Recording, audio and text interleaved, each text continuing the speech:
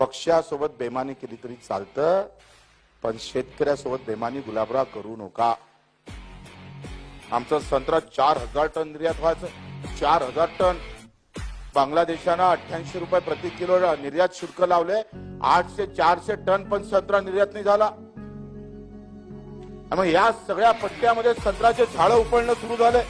संत्र्याचा जो आहे जे बांगलादेशला जाणारा संत्रा त्याच्यावर आयात कर इम्पोर्ट ड्युटी वाढवल्यामुळे आपण त्याला देखील 139 कोटी रुपयाचे बच्चूभाऊ अनुदान दिलेलं आहे.